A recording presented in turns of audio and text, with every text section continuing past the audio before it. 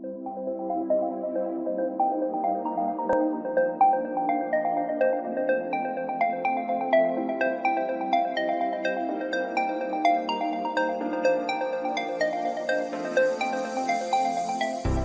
sentient beings from all known universes and beyond. It's time to activate your cranial downlinks and prepare to receive a raft of discussion on a cosmic ocean of science fiction and fantasy topics, interviews with local area genre devotees, and insightful prognostication by our soothsayers of science fiction, our forecasters of fantasy, and any other beings that happen to get caught in our gravity well. This is the Galactic Driftwood Podcast.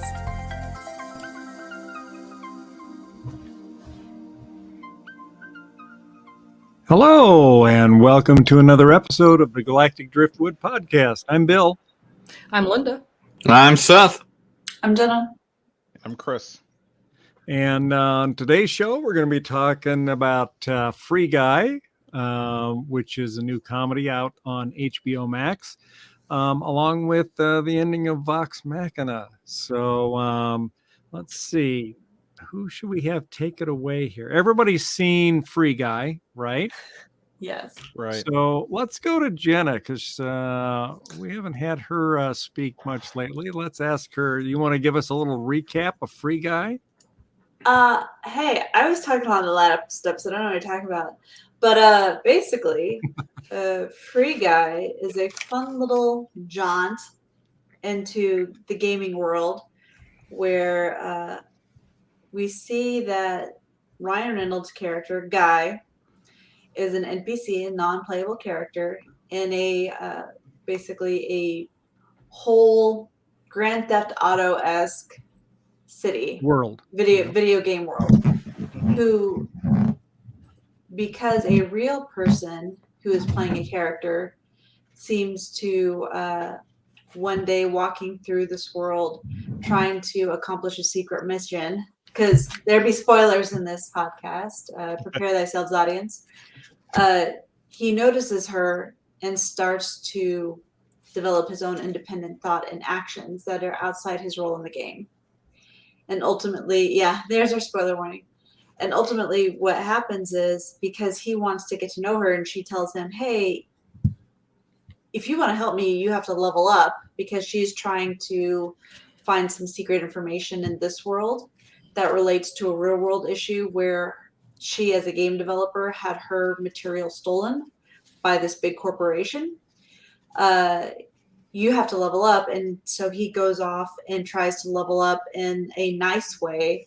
And instead of shooting people and robbing people and things like that, he just takes their guns, outwits them, takes their money. And before she knows it, he is actually at a level that can be helpful in this world, and slowly through his interactions he starts triggering the other non-playable characters to realize that they can change their programming. Not that they understand his program, they just change their routines and their standard lines and their standard actions, and the world becomes more and more AI and realistic. Right. Yeah. So and it's quite funny the way it happens. So I like the way that his character thinks his world is real, and the only way he finds out that there's something else going on there is by grabbing the sunglasses off of an actual player character in the show. So there's a player character. So Ryan Reynolds' character is a bank teller. And of course, the bank gets robbed every day. And multiple times a day. Yeah, right. And so the hilarious thing is that, as soon as the guys come in with the shotguns, Ryan Reynolds' character and his best buddy, a guy whose name is Buddy, they both hit the floor, prone, and then they just have a conversation like whatever they were talking about before just kind of goes on. You want to go to the beach for beers? Yeah. Yeah, right. And so the thing that kind of gets Ryan Reynolds' character out of his programmed routine is when he runs into this female player character named Molotov Girl. Right, and he passes her on the sidewalk, and there's sort of a thing of recognition where She's whistling a specific song. right, Yeah. and singing it. or yeah, it was yeah, and anyway, so something about that triggers something in him, and now all of a sudden, he starts to become conscious and break out of his daily routine, which is rather disturbing to the other non-player characters, as we see when he goes into the coffee shop where he orders his usual double shot of whatever it is that he orders. Linda will probably remember. Medium coffee, 2 creamers, 2 sugars. 1 sugar. Yeah. Right. And so the next day after meeting Molotov Girl, he goes in and instead of ordering his usual, he decides to shake it up a little bit and orders a cappuccino, much to the baristas. And yeah, the barista's anxiety, because all she knows how to make is the coffee that he orders every day. Yep. So now all of a sudden she has to start questioning her programming. So it's kind of funny the way that whole thing evolves. And, you know, even when the bank's being robbed and he breaks out of his character and he decides to stop the robbery, mostly because he sees Molotov Girl again out walking outside the bank and he wants to catch up to her. He has to stop the robbery. And so he decides to try to do that and ends up killing the player character accidentally with the shotgun. Yep. And decides to take the sunglasses, because the one thing that all of the non-player characters know is that anybody that wears sunglasses is an untouchable. They can do whatever the hell they want. There's no repercussions. They're just like, you know, They're heroes. the heroes, of that world. And Kind of. and there's and there's thousands of player characters in the world, each of them carrying on their own missions, which either involves, you know, stealing sports cars and other people's women, or flying helicopters with machine guns, or like we see here, robbing banks, or breaking in and robbing grocery stores. I mean, you can't walk down the street without something like this happening. In fact, even we see blue shirt guy, Ryan Reynolds, sitting there having breakfast, listening to the morning news. And instead of, you know, hearing like normal news, it's almost like the weather, you know, Hitman Beach, we expect to have a rain of lead this morning, you know, kind of a thing, you know. So, yeah. And to him, it's a normal world. But when he gets these sunglasses and puts them on, then all of a sudden he can see this magical, invisible world where there's like, you know, Health packs. kits, right? Yeah. And coins and all kinds of stuff. Almost and like action adventure, like the task that they're supposed to do. right. Almost like a Super Mario kind of a thing, right? And so that sets him off on his growth trajectory. And when he finally catches up with Molotov Girl, like Jenna was saying, and she says, well, you're a level 1 character. There's no way you can help me, because she's level 150 or 68, something. something like that. Yeah. And he says, well, no, I want to help you. And she goes, get over 100 and then we'll talk. So that's when he has to go off and do his thing. And he thinks he's playing a game within his real world, not realizing that his real world is the entire game world. So, so it was interesting how he managed to do that, and also how the people in the real world that built and designed the game react to the fact that this character is doing this. And initially, they think that it's some very tech savvy player that's managed to somehow get around the restrictions of the game and adopt the skin of an NPC. Because you're not supposed to be able to play an NPC. Right. And so they're trying to figure out, and actually a couple of the guys, the programmers that work there, the coders, are sent in their personas to actually kill this NPC who they think has been taken over by an actual player. But of course, they're not able to. He's able to outsmart him and get away. So Would we really say outsmart? well, no, probably not. But he's the luckiest NPC in the entire game, that's for sure, because he happened to buy those tennis shoes, right, Chris? Yeah. And I'm sure, Chris, you were looking at those tennis shoes. You want to describe those? Because I can see Chris seeing those tennis shoes and saying, I got to have me a pair of those. So Yeah, the but they were tennis blue, that shoes would be are why. they're called like the let me pull it up here, the big ups. And the tennis shoes are basically give you this Mario type jump ability when used. So when you get some, there's some pretty silly looking tennis shoes, but you know what? Functionality wise, they were pretty awesome and came in handy in Free Guy. So there's a scene where he's running from the authorities, if you will, and he needs to get away and uses the big ups. And it looks a bit painful at first when he's getting the hang of it, but it's pretty cool. They're literally Mario jumping shoes, basically. Yeah, you definitely don't want to use the big ups when you're in a room with a concrete ceiling over your head. Yeah. So he's looking down at the shoes, and it's got all these stats and abilities and things, and it's just like, what is going on? Right. Yeah. Now, Seth, what is your most memorable part, would you say, of the show? Oh man, there was a quote partway through that just wrecked me, but I can't remember what it was. But I really did end up liking this character of dude. Right. Catchphrase. Yeah. We've got 3 things I like: kicking ass, TBD, and a third thing. Oh, I think the last one was catchphrase again or something.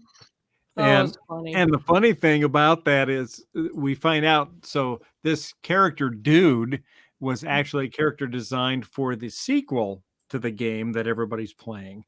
But the owner of the company wants dude brought in this game to take out blue shirt guy, Ryan Reynolds. And they said, well, he's not ready. I don't care. Get him in the game. And they're like, okay, well, this isn't going to go over well. I hope we're all ready to be looking for new jobs, because the guy's only got half of his mental capacity filled out, right? And we see that when he gets in there, like Jenna was referencing there, these characters are supposed to have a catchphrase like kick ass or, rock and roll, lock and load. His catchphrase is catchphrase. They haven't programmed it yet. Don't have a good day. Have a great day. Yeah. That's Ryan Reynolds' character's catchphrase. So that was hilarious. I think my favorite parts was towards the end when Ryan Reynolds and dude are battling it out, and Ryan Reynolds is using his glasses to select, different weapons, and one of them is a Marvel shield.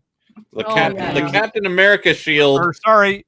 Captain America shield that he's used to block dude's assault, and the Avengers sting. Yeah, and at this point, everybody around the world has been kicked out of the game, and so, but they're able to watch what's actually going on in the game. So they're seeing dude and blue shirt guy battle it out. So they see the Marvel shield come up, and right then they cut away to Captain America saying, "What the fuck? Or what the hell? I can't remember." Yeah. And so that was cute. And then when he pulled out the lightsaber, and you hear the Star Wars theme, and here we see Disney, like kind of we talked about in our last show, kind of bringing in the marketing, not letting you forget that we've got all these other properties too. Yeah, this is Disney definitely flexing their infinity gauntlet of properties that they have access to now. They did it for the excitement factor, obviously. Yeah, so there Linda's thrown up the scene where dude's punching into the Captain America shield, and we see the actor saying, "What the hell?" Yep. Yeah, that was priceless. I mean, I kind of wonder if that wasn't Chris Evans finding out that Ryan Reynolds had stolen the Captain America shield to go along with his Deadpool outfit. that he has famously stolen. Really? Right. Yeah. Oh my god. Apparently, yeah, he apparently told a story where someone was asking him if he got to keep the Deadpool outfit, and he's like, "I just walked off with it all the Oh last yeah, no, I day." know that story about the Deadpool outfit, but did he go off and take the shield? At No, some I point, just too? made that up right now. Oh, okay. Then Just as a Really? way of showing Chris Reynolds that he had the power to take it, he did. Chris Evans, Or yeah. What did I say? Yeah. Chris Reynolds. Oh He yeah, just yeah. combined which would the be a two of them. fusion guy. of Right. the two We're into fusing That's perhaps a Free Guy perfect 2. being. That's Free Guy 2, the sequel. yeah. Yeah. All right. But I mean, overall, I Yeah. thought I think there's some interesting themes we could probably talk about because it's obviously meant to be a fun romp through just a fantasy. What if the NPC characters that everyone abuses actually Right. became self-aware? Then it had some interesting, I think, commentary about big gaming industry getting away from the player experience and being focused more on numbers and money instead of the love of the game. I think that was the bigger, more important theme. Right. At the end of the show, when we see the two programmers that developed the original AI component of that game, when they finally get together outside the coffee shop there, I thought it would have been really cool if we see them suddenly kind of wink out as both of the real characters take off their headsets somewhere. So it would turn out that the game coders were actually they were actually in a game as game coders Just this developing a Inception game thing going on. Yes. That would have been kind of cool, I think. That would have gone too far, maybe. I don't know. Yeah, maybe. A little too meta. But I mean, they were kissing in the middle of the street. They deserve to get hit by a car. Yep.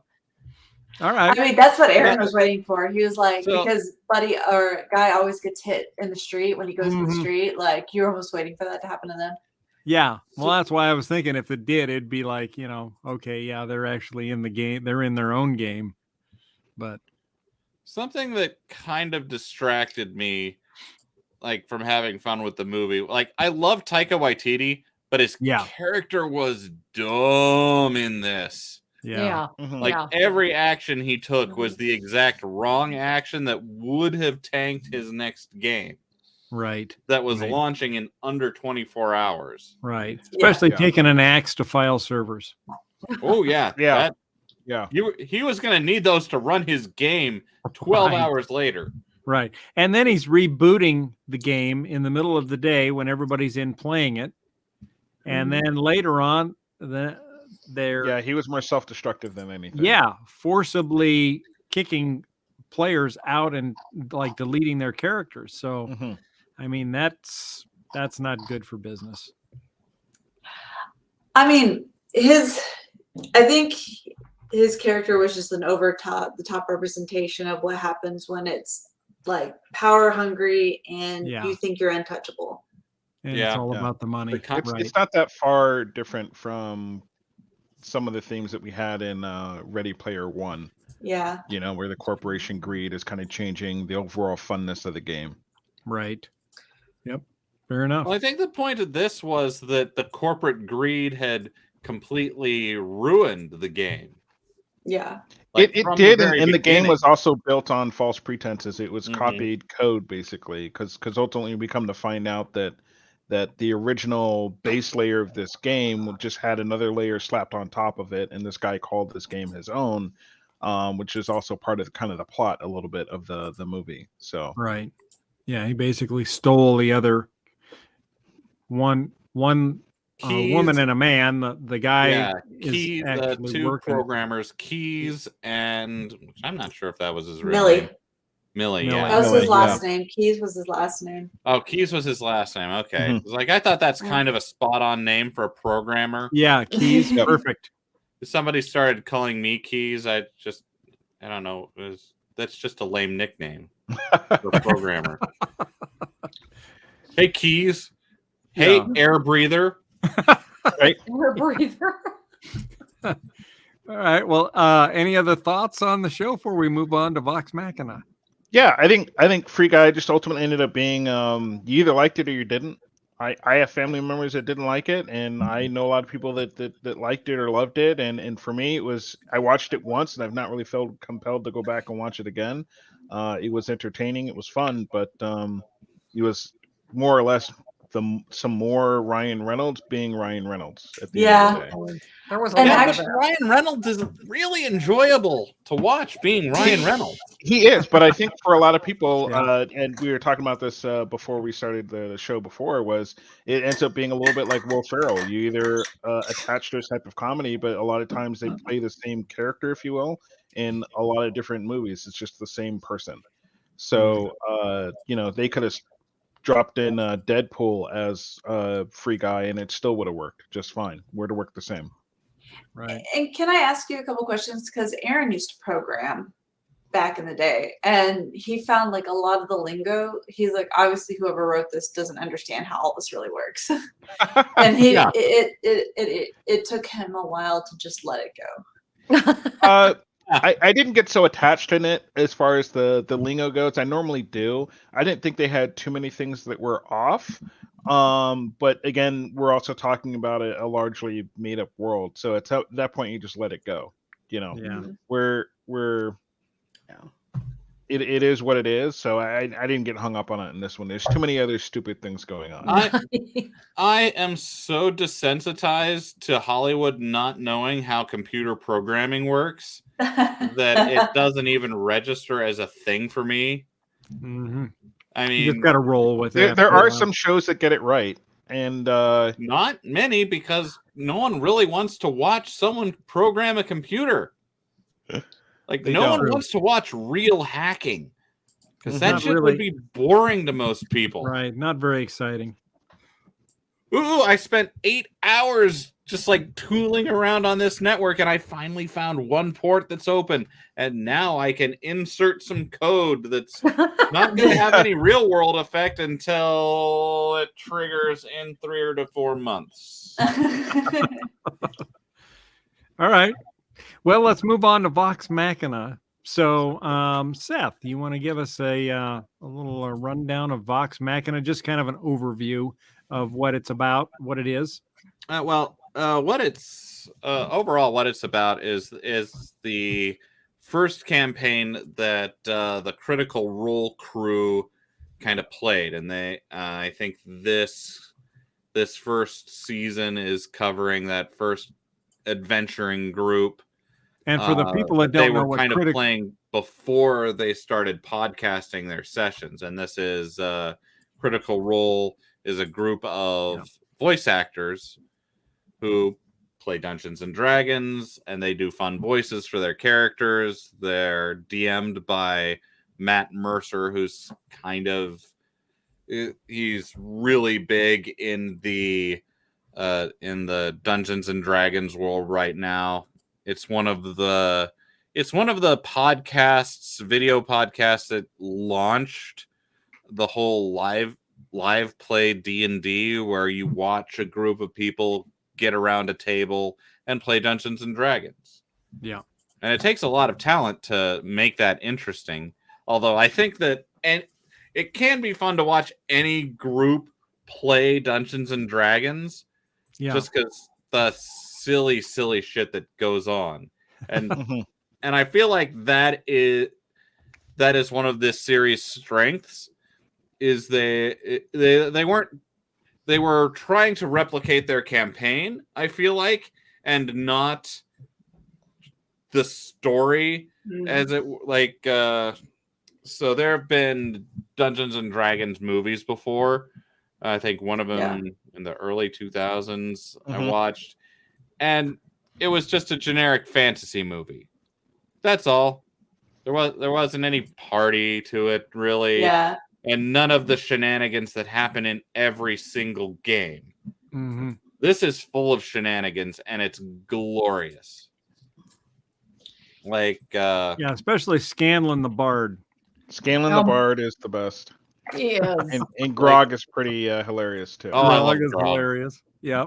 But like in the campaign, like each of the players was a creative person in their own right, and so you get a lot of these creatives together, and they make some really good shared storytelling, and that's what I feel like how the show captures that shared storytelling, where each of these is a character who kind of views themselves as the main character. Yeah, so Linda's put up on the screen there the primary cast of Vox Machina, the adventuring group, and Grog's the guy there, large guy with the big, huge double-edged axe. Yes. And Scanlan that we were talking about is kind of front and center, the little short Bard. guy there with the whatever that instrument is that he's playing. So, but yeah, they're all pretty good, pretty fun characters. It's awesome. And each of them has growth. Yeah. So now, what'd you think about the ending? So the ending that I haven't seen. Oh, you haven't seen it yet? Okay. No. Chris, have you? Yes. And Jenna? No. I'm saving all of this when I have nothing to do because I will be the baby. Okay. And I have to watch it with Katie. So if our schedules didn't line up this week and we weren't able to finish it off. All right. Well, Chris, what do you think of the ending? The ending leads to ultimately everyone finally getting their shit together for the final battle here. And everyone kind of pulls out all the stops and rises to the peak of their power. The Bard's got his thing going on. Everyone, they win, and at the very end, all these dragons kind of show up, and it kind of ends the season, kind of leading you to see that there's more coming. I think that was pretty interesting. I hope it's something that they follow through with. Again, I hate leading to there's more, and then like we never see a sequel or another season or anything like that. So, Right. But I like the way it ended, and it still ended kind of on a comical nature, and all the quips between the king and them when they finish is all pretty funny. It was pretty good. I like the way it ended. The voice cast was fantastic. It was. Like the players who voiced their characters, spot on. But everyone else they got is also great because these are voice actors and they know all the voice actors in the field. So they're going to get as many people as they can on. Right. Yeah, and I think that's cool. I really liked it. Linda and I aren't much into animation, but I do like watching this. I like the style of animation. I thought they did a really good job with it. And it's kind of like for me, I like, there's Star Trek has 2 animated series out now, Below Decks and Prodigy. And I like the animation style in Prodigy a lot better than I do on Lower Decks. I mean, Lower Decks is good. It's funny, but it's not my preferred animation style. But I liked Vox Machina. I like the way they did it. So. Good. Yeah, because I've seen one episode and I was really impressed with it, and it was funny because it just flashbacks of all our campaigns, and I love the art. Like I hate, especially when you have that high quality of voices. It really sucks because there's definitely some Netflix original cartoons that the voice acting is great, but the animation, it felt like the B studio. And I know like there's budgets and stuff, but this felt like there was a lot invested. Like felt like a labor of love. Yep. So, Chris, to your point, if for some reason it doesn't get a second or third season, I recommend watching Critical Role, them actually play the game. That's fun. Yeah, That's and actually, you know what? Yeah. That would have actually been nice to see at the ending credits, or they could have added something in credits, maybe scenes from their recordings of Critical Role actually would have been kind of cool too. And that would have been a nod and kind of lead people to go look more into that kind of stuff, because that's where this was born out of. Yeah. And I think, oh man, are they on their 3rd or their 4th campaign now? I don't know. If I pull it up here, campaigns. Yeah, I started watching the beginning of their second campaign, the Mighty 9. They're on their 3rd campaign, Bell's Hells. Bell's Hells. Nice. Yeah. So that'll be pretty interesting. But I mean, Matthew Mercer is a talented writer and creator, and all the voices he's able to do are fantastic. Mm-hmm. So he like watching him DM is really gives me a lot of ideas. So sorry, guys. Yeah, because Seth, you're a DM for a game that Chris and Jenna are in, right? Yeah, we're playing a Pathfinder campaign. Yep. Yeah. And I'm realizing that I've got to kind of find a way to maybe start turning up the heat a little bit. You guys have been having it too easy. I mean, I die almost every ominous. other session, so I don't know about that. You get knocked out. You don't die. This is true, but I get close. That But if could you're be. not almost dead, you're not trying hard enough. No, that's true. Yeah, but here's the question, Chris. Are you almost dying because you're making dumb decisions or because the game's particularly skewed against you? Look, it's all a game of chance, right? You got to roll a 20 if you're going to survive. You can't be rolling ones or twos or threes. Or so sometimes you just don't maybe pull a specific lever. Yeah, you know. Well, technically that was a different campaign, but yes. Yep. Yeah, technically it was, but the spirit of and I did die. Still the driver, man. My character died. So death to Minlin. Poor guy. In all fairness, my character died too. So yes. Well, a lot of people died. We died in the same session, right? I believe so. Yeah. Yeah. I think you guys session. Yeah, it was. It was depressing, if anything. I think you guys should have had a funeral for your characters and like with eulogies and stuff from the other people had to read in characters who knew you. Burn our mini on the pyre. Yeah. But in those sessions, so the things we're talking about and the strange things that happen, that's what Vox Machina is about. They're taking what they kind of came up with in the story and they're putting it on screen, and they did a great job. Yeah. So yeah, I thought it was very good. Well, do we have it's kind of audience question time? Do we have a question we want to leave our audience with for this? We do. So the main bad guy in this is ultimately a guy who is dying of some kind of illness, I think, and in desperation, his spouse decides, you know what, we're going to use some dark magic and turn you into basically a vampire. And so I had the thought, you know, if you were in that same position and you were that person, would you want to be turned into a vampire or not? If you're on your deathbed and that was an option, yay or nay? Windmill slam, yes. Linda's shaking her head no. I don't think so. Bill?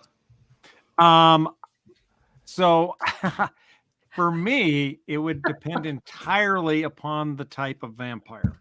Oh, for God's sake. So why I'm saying that is some vampires in some shows can go out in broad daylight and it doesn't impact them. And they can live almost normal lives. Like, for example, a Discovery of Witches that we're watching right now, the vampires in that, they can go out in the daylight and they have fairly normal lives. But if I was going to have to be a vampire like in the movie Nosferatu, for example, where I'm licking blood off of razor blades that people have used to shave with, and I have to sleep in a coffin at night filled with the dirt of my homeland, and I can never go out and see the sun. Well, and fuck no, let me go. But if I can live as a young person, I'd want to be turned probably into a vampire in my maybe 30s or 40s, maybe 40s, I would say, and then live for an eternity at that age. And I can go out in the sun, I can go to the beach, and I can do all kinds of normal things. Go to the beach. Turn me into a vampire.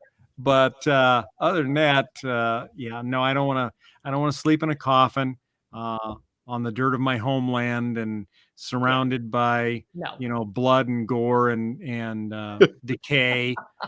No. All right, Jenna. Overrated. So I think I don't have quite as many qualifiers as Bill, but that brings up a good point. the question I would have, does the vampire species, can they live without killing who they take the blood from? Because some lore, you have to take lives at some point. Because you need the no, like it's not just hunting, because you can hunt, take blood, but leave the person alive. Right. And in some lore, you have to fully kill either every time or at least some of the time. So if you have to fully kill no matter what at some point, then I'd say you're out. Yeah, I'm out.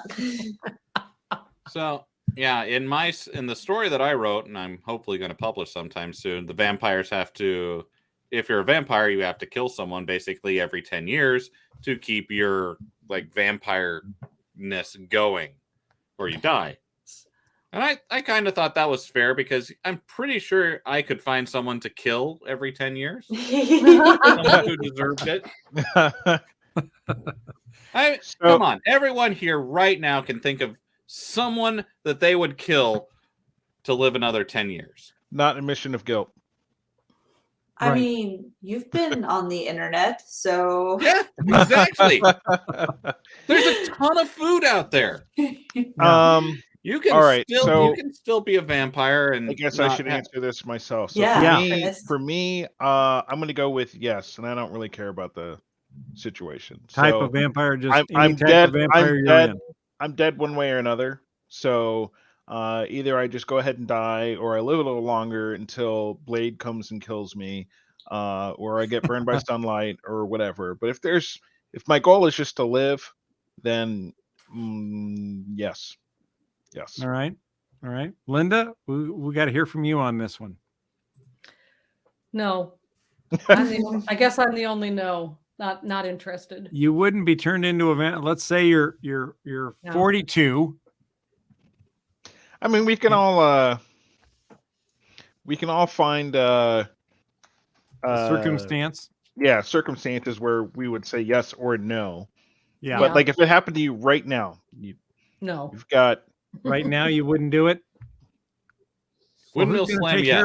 Who's going to take care of Bird? Bird's a snack in that case. That's emergency rations right there. That or all the squirrels in the yard. Get them. Guess what, Linda? We're having succulent squab for supper. You guys have plenty of neighbors who you've told me about. All right. Well, folks, as you're listening to the show, let us know what your thoughts are. If you were dying, would you want a vampire to save you by turning you into a fellow vampire? And if so, do you have any qualifiers? I think I had mentioned this. So Stu Burns, if you watch the show regularly, you've probably seen Stu Burns on our show. He's kind of a vampire folklorist. And I mentioned to him that if that ever happened, I would have to have tattooed on my chest, please consult with Stu Burns before turning into a vampire, because he knows my specifications, and he could query the vampire in question and say, okay, well, what are your restrictions? Because that would have a definite bearing on my choice. So instead of the do not resuscitate, right, like vampirize and consult before with vampire resuscitation. Yes. Okay, good to know. All right. Well, cool. Well, thanks for joining us for another episode of Galactic Driftwood Podcast. Be sure to check out our partner podcasters on synergynation.net. That's SYN nation.net.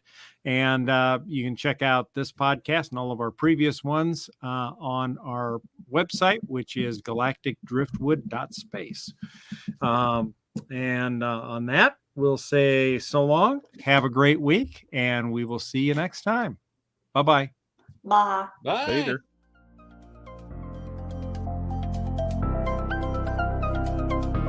Thanks for listening to this episode of the Galactic Driftwood Podcast. For more information and past episodes, please visit our website at galacticdriftwood.space or subscribe to us on YouTube.